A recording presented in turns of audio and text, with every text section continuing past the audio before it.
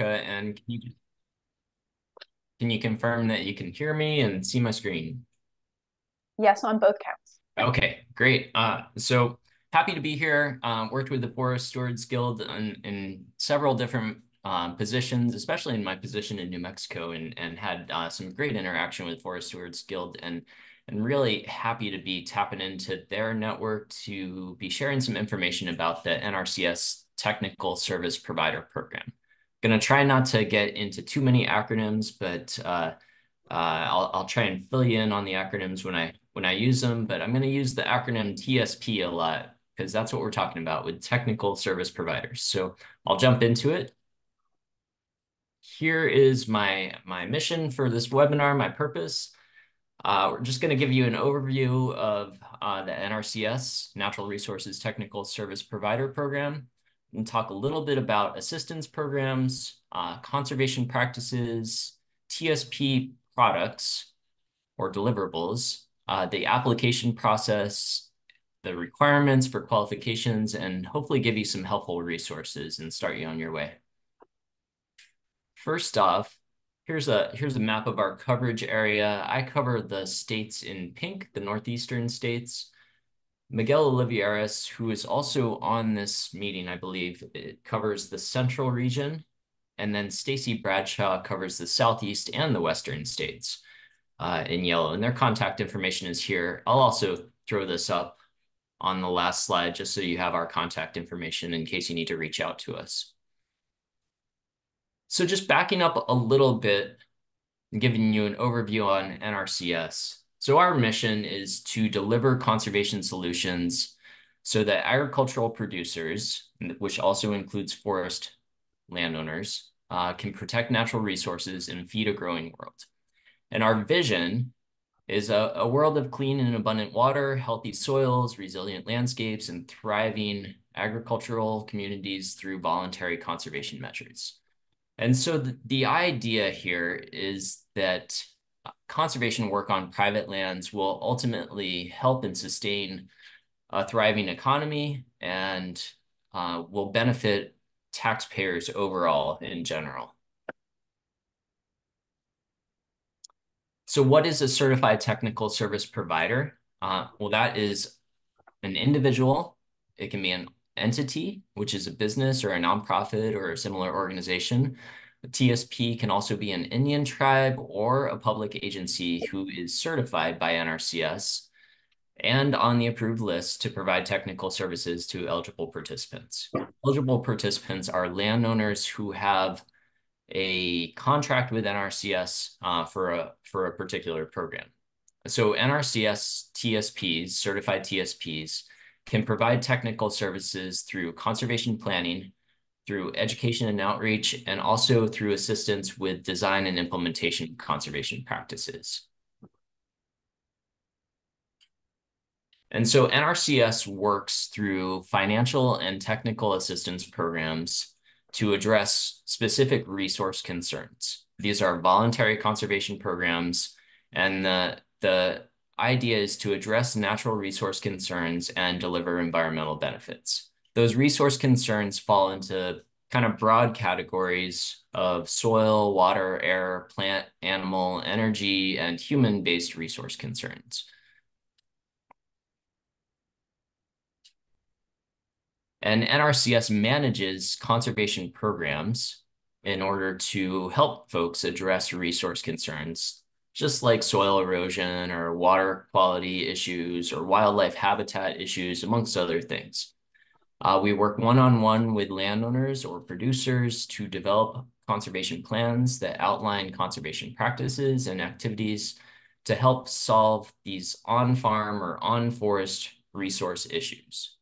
And then landowners or contractors can implement conservation practices and activities in their conservation plan that lead to addressing those resource concerns, like cleaner water, clean air, healthy soil, better wildlife habitat, etc. A lot of this is done through what's called the Environmental Quality Incentives Program. And again, this is a voluntary program that's available to eligible and approved forest landowners and agricultural landowners. A lot of my presentation here is going to focus on forest landowners because that's that's the basis for the outreach through the Forest Stewards Guild. But just know that these programs are applicable on all land uses, including forest and agricultural lands. So just like we were talking about before, the program offers financial assistance contracts to landowners based on their particular resource concerns and needs. And these are contracts between the landowner and NRCS as a federal agency.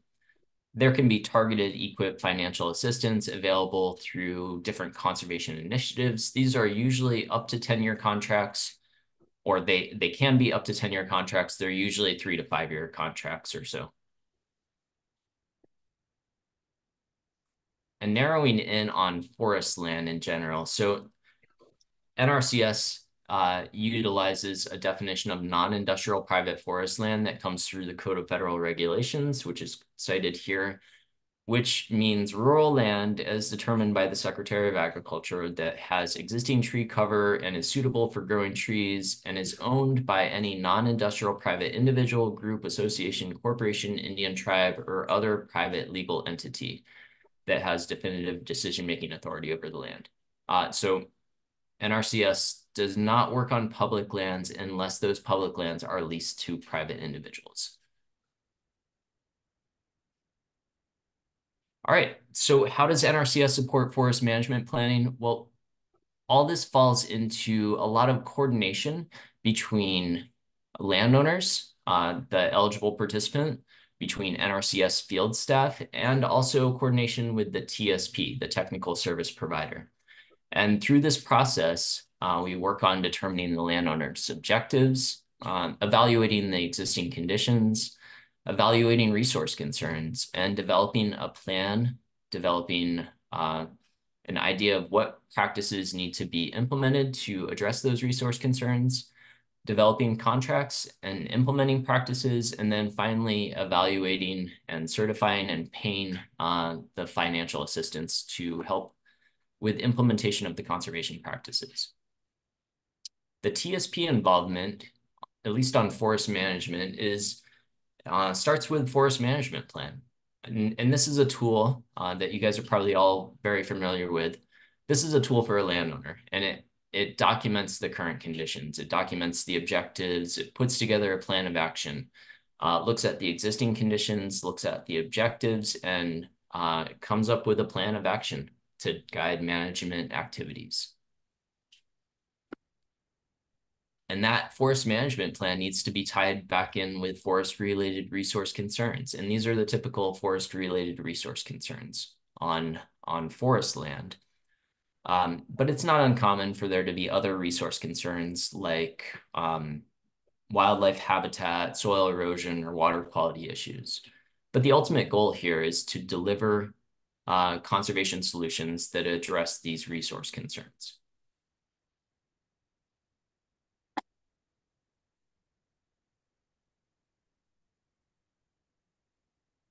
And those conservation solutions are tied back in with conservation practices that have specific objectives too. So if you have a landowner that has degraded plant conditions or wildlife habitat degradation issues, you might be implementing or recommending forest stand improvement or early successional habitat.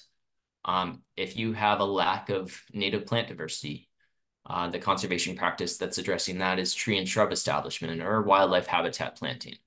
And these are just some examples to kind of demonstrate that the objectives of conservation practices are tied back in with the objectives of the landowners. And that's how we implement conservation solutions on the ground.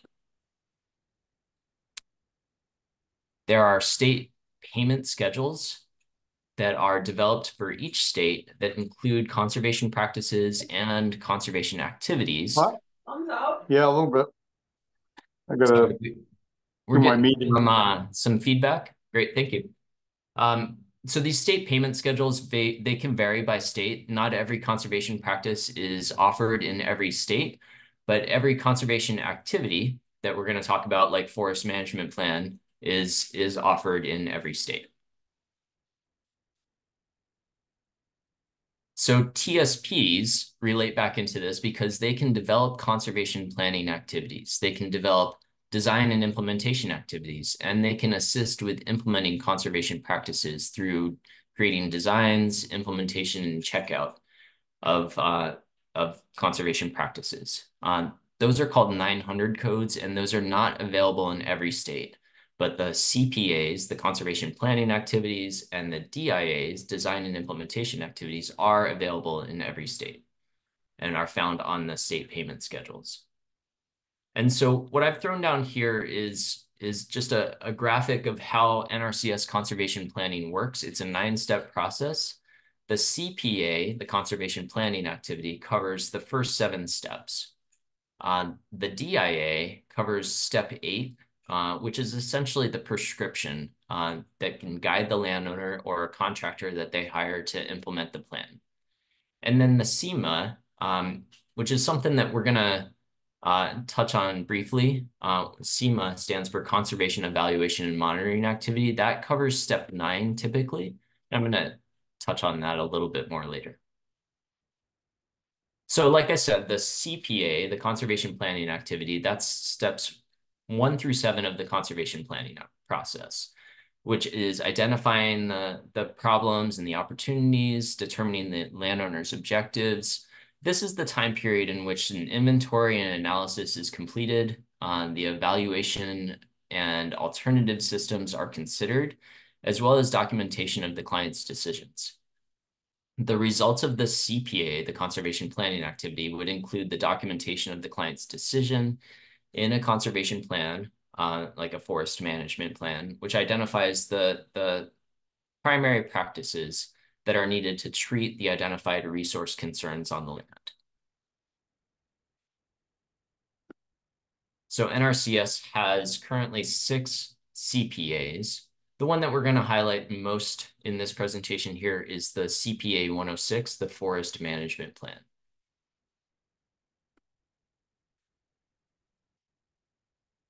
All right, and then the DIAs, Design and Implementation Activities, these are step 8, like I just said, of the conservation planning process.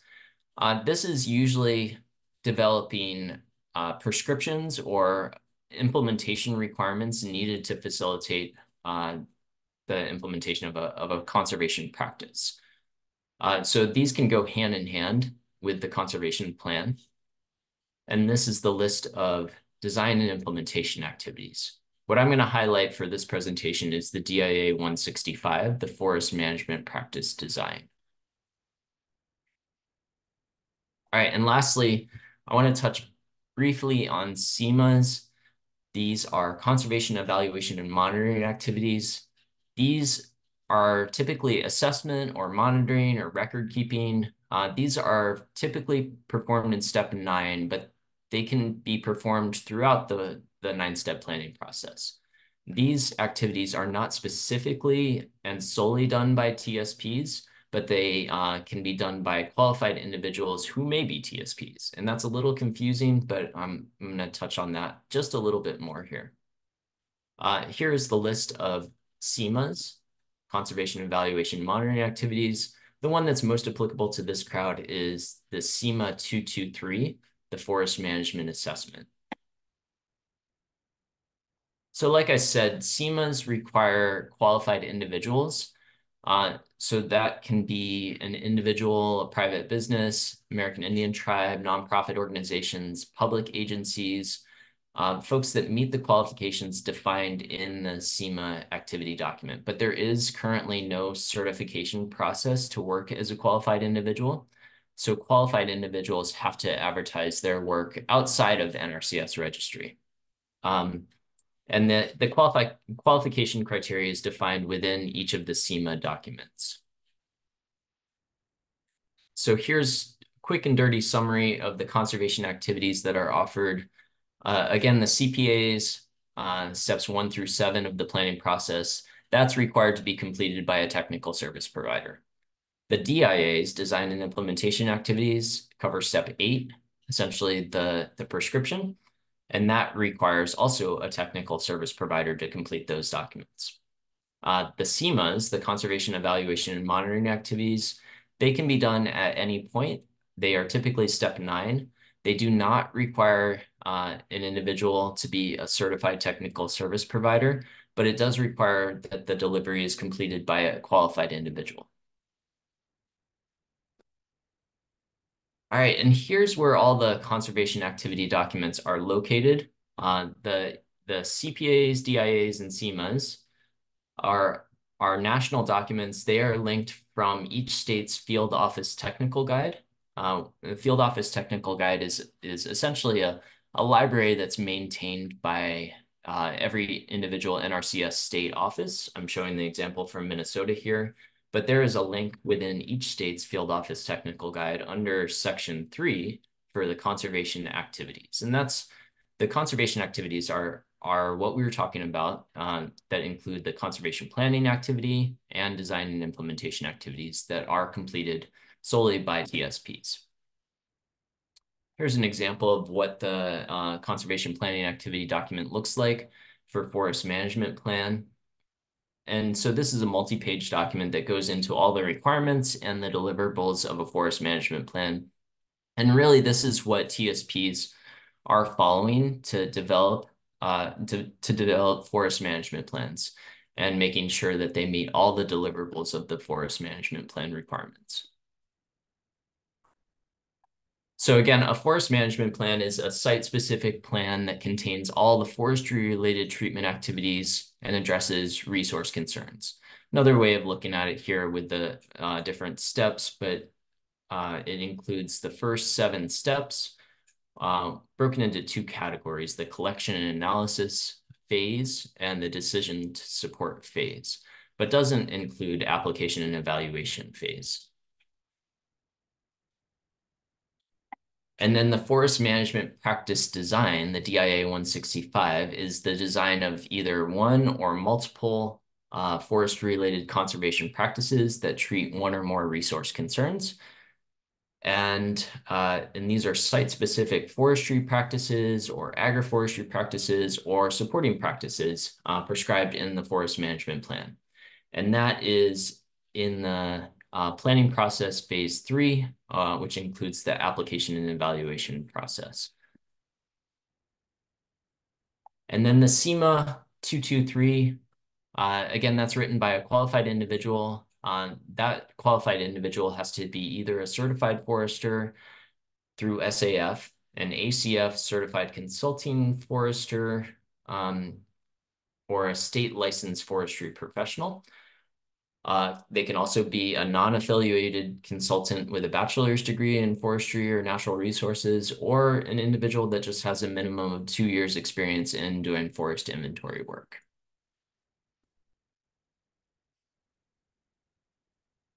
All right, and this is what the activity document looks like for that forest management assessment. And you'll notice that right there on the cover page, it lists out the qualifications below. All right, I'm going to jump into the TSP application process here. And I know that there's probably some questions that have come up, and I'm happy to address those questions as we finish up in a little while here.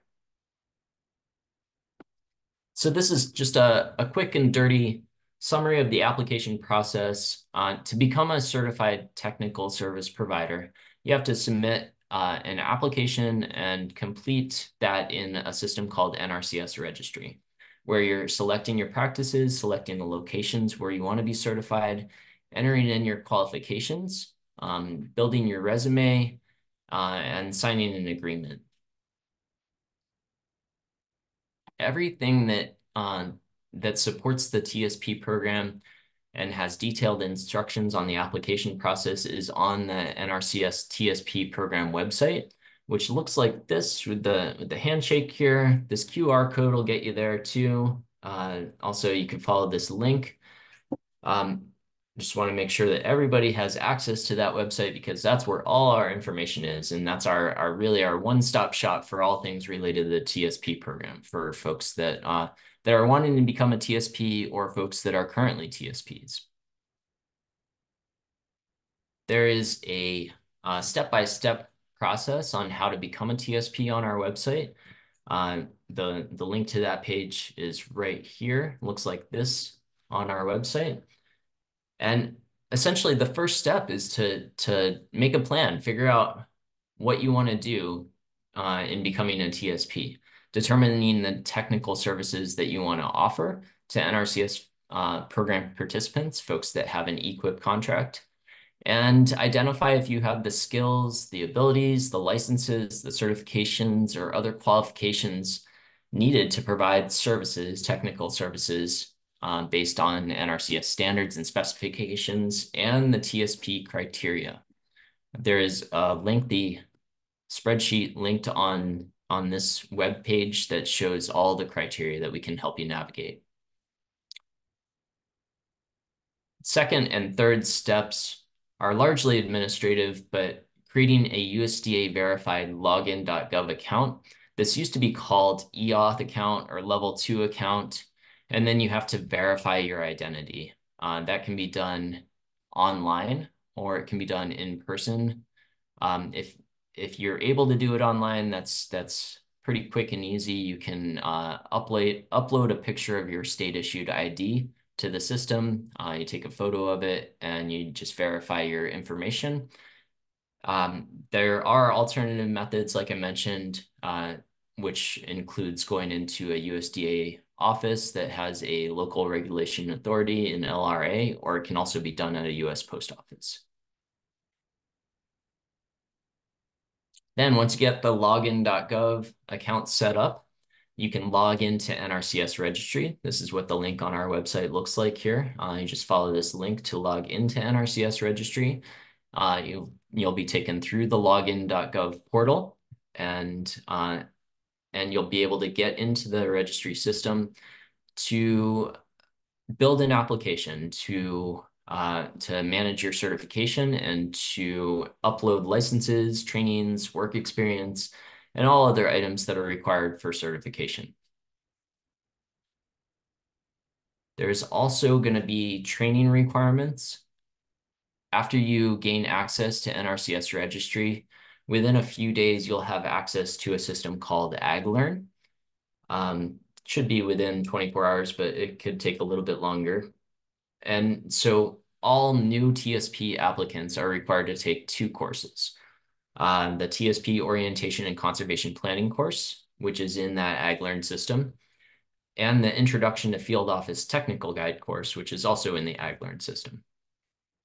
I will note that we are doing these trainings in person periodically at national conferences hosted by partners, and I have some information about that coming up near the end. So you have the option of doing them in person, and that would satisfy the same requirements as doing them online. And there may be other additional required training depending on what you're seeking to be certified in and what practices you're wanting to be certified in and your level of qualifications. And then the last step here is to submit an application. This is what the system looks like. You develop your profile in the registry system. You start a TSP application within the registry system, and you go through the step-by-step process in the application. This is what the application looks like. You select your practices, you select your locations, you select your qualifications for each practice that you are seeking to be certified in. And eventually you sign an agreement. That triggers, and you work through all the necessary requirements for the application. So signing the application, submitting the application triggers the certification process, which is a 60-day review process for which the regional coordinator and state conservationist and their staff, the state TSP coordinators, review the application for state level criteria and national criteria, and then make a recommendation to a regional certifier, which results in a certification agreement if the regional certifier chooses to certify. If you don't meet the qualifications, the regional certifier may choose to defer. If you are certified, you are then placed on the TSP public-facing website, which is the list maintained and available to the public. Just note in your new certification application, you can't exceed more than 10 states, but you can add additional states in subsequent modifications to your applications or to your certification agreement, excuse me. So the certification agreement, it specifies the terms and conditions of your certification, and it's an acknowledgement by the TSP, the person that's certified, that failing to meet the requirements may result in ineligibility to receive payments or decertification. So we're monitoring that. And then each one of these certification agreements cannot exceed 3 years. So after 3 years of being a TSP, you're given the option to renew your certification, and you go through a new application process, which is similar, but a little bit different. It's a renewal application. After you're certified, you get placed on the NRCS registry, this Find a TSP website, which is also linked from the NRCS TSP website. And this is an area where landowners that have a contract, an EQIP contract, can search for TSPs that are certified in their particular area or in their particular practices that they have in their contract. This is the website that NRCS field staff will give to private landowners that have a contract so that they can find a certified TSP.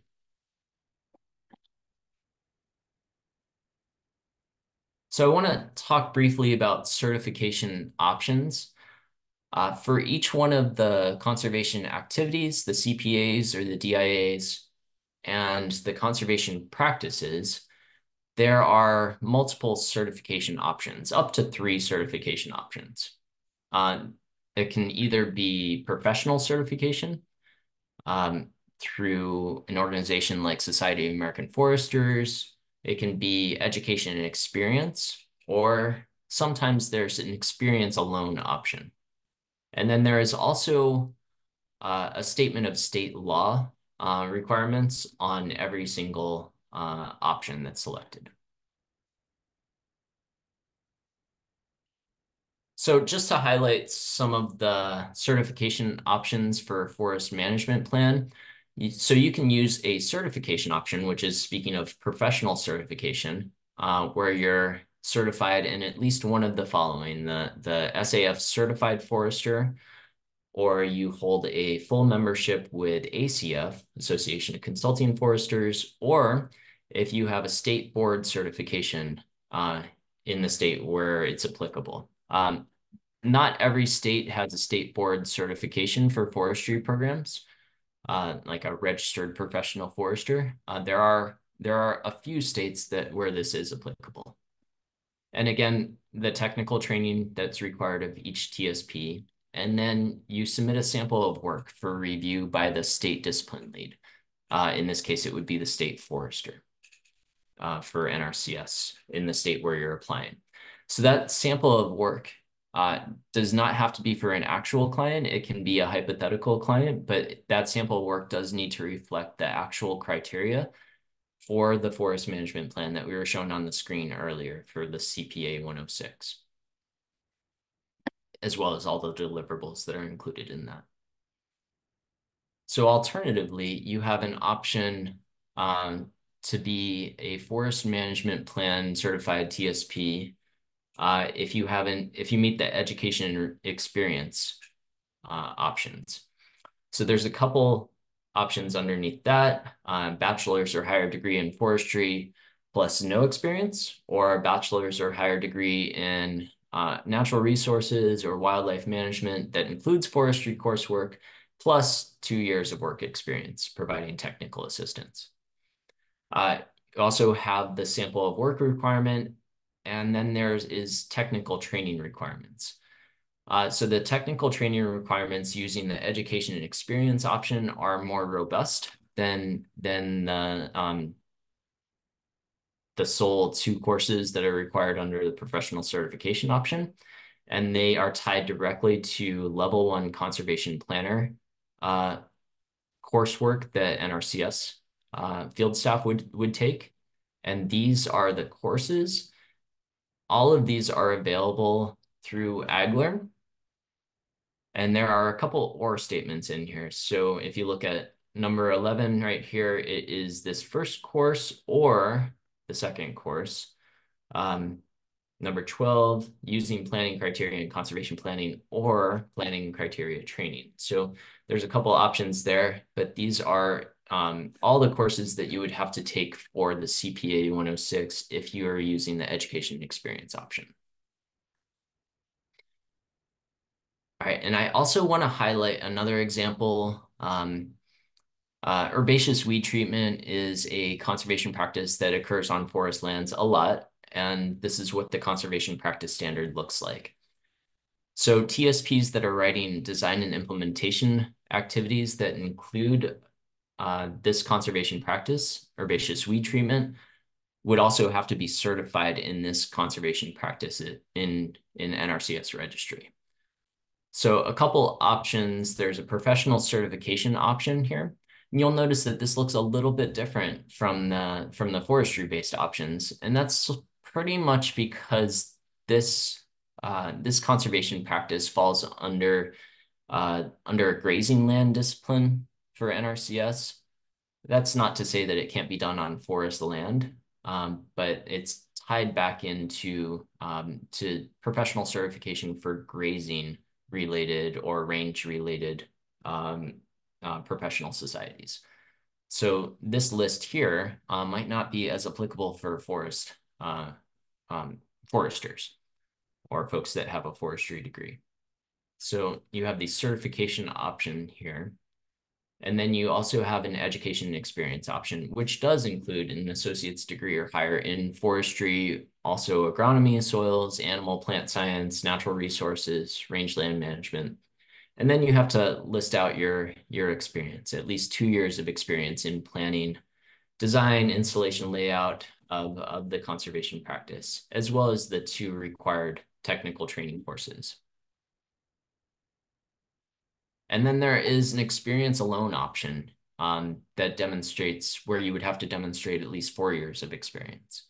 So all this is to say that it is important to take a look at all the criteria and figure out what is the relevant pathway for you to become certified as a TSP if you're interested in particular conservation activities, if you're interested in particular conservation practices as a TSP. And like I mentioned, there's a spreadsheet available on our website that has all the criteria. Just know when you're looking at this that this is a filterable spreadsheet. You don't have to scroll through the hundreds of different cells here. You can filter just by the specific practice name or practice code. And then you would be looking at the particular options. So certification option right off the bat, you would have to fulfill all 3 of these cells for certification. And the regional coordinators are here to help you navigate this information. I know that this can be a lot for somebody that's not doing this every day, and that's fine. As I mentioned before, we do have some upcoming external outreach training events. We did some outreach and training events in 2023 at the ACF National Conference in Oregon. We also did one at the SAF National Conference in Sacramento. So we got one coming up next month, June 22nd in Florida at the ACF National Conference. If you're going to that conference, we'll see you there. We'd be happy to have you register for the TSP training on June 22nd. These trainings will cover both of the 2 required courses, the Introduction to Field Office Technical Guide and Orientation to TSP and Conservation Planning course that are required of all TSPs. We'll also be at the SAF National Convention in Colorado in September and providing similar training. So if you'd like to do the training in person, I know that is preferred by some folks if they're able to get to some of these conferences. And it's a great way to interact with other folks and pick the brains of folks that are already certified and might be wanting to renew and learn directly from the source on how to navigate the TSP program and how to qualify. And I do have some time for questions. I'm just going to leave this contact slide information up here as we go through questions. And Erica, have we received any questions? Yes, we do. First, thank you so much, Peter. Yeah, thank This you. was super useful. We had the list of participants grew as you started talking, so that's Oh, wonderful. good. I'll go ahead and read off the questions because then they can be recorded as part of this webinar. So the first one we received is the ability to be a forestry TSP without being a certified forester a nationwide option, or do some states require certification as a forester? Yeah, so if you're in a state that does have a state law that requires you to be a registered forester, or some states call it a certified forester. I'll use California as an example. In California, foresters have to be registered professional foresters. Then you have to meet that requirement in the state. But that state law is not applicable in every state. I'm physically in Pennsylvania. There is no state registered professional forester law that foresters have to meet in Pennsylvania. So that really depends on the state that you're applying for. Great. But if you're selecting multiple states, you do have to have the certification for the states that you are applying for. All right, moving on to the next question. If our state doesn't have a form forester certification process, we have to have a professional certification like CF. Yeah, if your state doesn't have a registered professional certification process, you have a couple options. You can be a CF, a certified forester. You can be a member in full standing with ACF, the Association of Consulting Foresters, or you can use the education and experience route, showing that you have I believe it was a degree in forestry or related natural resources. And no experience is required if you have a degree in forestry. 2 years of experience is required if you have an associated degree like wildlife habitat management or other. So I hope that makes sense. There's a couple certification options, and that's what we're trying to show with the through your roads veering in the woods there. There's the professional certification option. There's an education and experience option too. The next question is, what is the salary range for a TSP? Well, so that's a good question because TSPs are not salaried employees. They're not even employees of NRCS. TSPs are folks that are certified by NRCS and hired by private landowners who have a contract. So what you could do is take a look at what NRCS's payment schedule looks like for the particular conservation activities that you are interested in being certified in. And those are payment rates that are set nationally. So if you are looking at the payment rates website, you would go down to the Environmental Quality Incentives Program and take a look at what the payment rates are for, say, forest management plan. What you'll want to understand is that is financial assistance payment rate that NRCS is paying the private landowner for the completed work product. But NRCS is never going to tell a TSP what they can charge for their work. So that is entirely within your own business model. So that's why I'm saying there's no specific salary range or anything that I can quote you for a TSP. That depends on how you build your business model. NRCS has a contract with the private landowner for the development of a work product like a forest management plan. But NRCS does not have a contract with the TSP for developing particular work products. We do encourage TSPs to have a contract with the private landowner that they're developing the forest management plan for. So just to make sure I'm clear on that, Peter, the provider, the TSP, has a contract with the private landowner. The private landowner gets payment from NRCS. Those two, like the amount the TSP charges and the amount the landowner gets from NRCS, may or may not be equivalent. those are independent? Those can be entirely independent. There is an option for a landowner to sign an assignment of pay form, which their payment would go directly to the TSP that's developing the work product. And in that case, it wouldn't make any sense for the TSP to charge more than what the financial assistance rate is, because they'd be, simply just getting what the NRCS would have been paying to the landowner. But yeah, we're in no position to tell a technical service provider what they should charge. The next question is, where can I find the FY24 criteria Excel sheet? Great. So I wonder if I could just share my screen here, Yeah. and I'll go to the, sorry, I should close some things here. Apology. And perhaps you could drop the link in the chat too. Yeah. So if we go to the NRCS Technical Service Provider website here, are you seeing the screen? Yes. Okay.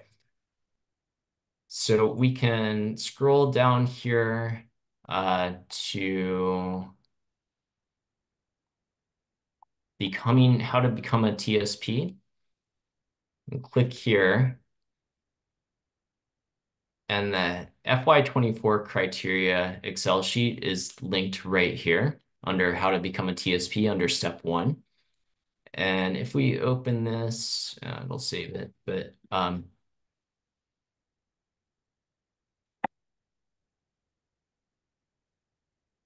so that'll open as an Excel document, and you can just filter this. Best way that I like to filter this is just selecting the practice that I want to look at. And what you'll see here is the different options here. The certification option, you'll need to meet all 3 of these boxes. The education and experience option, you'll need to meet all 3 of these boxes. And then there's also a renewal option. That's for TSPs that are up on their 3-year cycle and need to renew again. Great, thank you. And I will, I'm going to throw this how to become a TSP website in the chat here for everybody. Terrific. Next question is, what states offer the SEMA option for TSPs to participate in?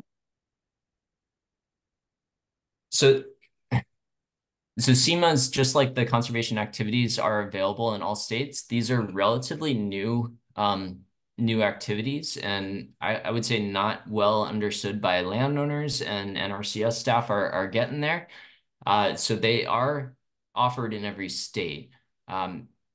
But I would also say that the NRCS field staff may have the capability of doing the same activities, like the inventory work. So the only reason why I'm putting out that disclaimer is that the SEMAs, because they're developed by qualified individuals, don't necessarily fall under the same structure as the TSP program and are a little bit outside of our policy as the TSP branch, but they are officially on every state's payment schedule. So you can certainly ask your local field office about them and ask about, if landowners have an interest in getting that work done. The forest management SEMA, the 223, is essentially just forest inventory. And that is typically covered under step 3 of the 9-step planning process. So that would normally be covered by the CPA 106, the forest management plan. And so what the National Forester was trying to get at with the SEMA 223 is picking up inventory to meet NRCS requirements, where a landowner might have had a plan that didn't necessarily have inventory completed on it. So getting folks up to speed, but it could also be after the fact, post-implementation inventory, to take a look at the conservation effects of practices that have been implemented. Great.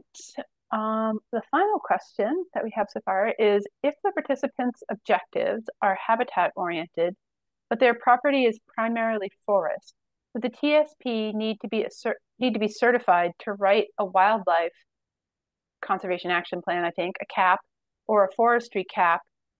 Will the local NRCS field office determine the proper CAP to be contracted based on the landowner's objective or current land use?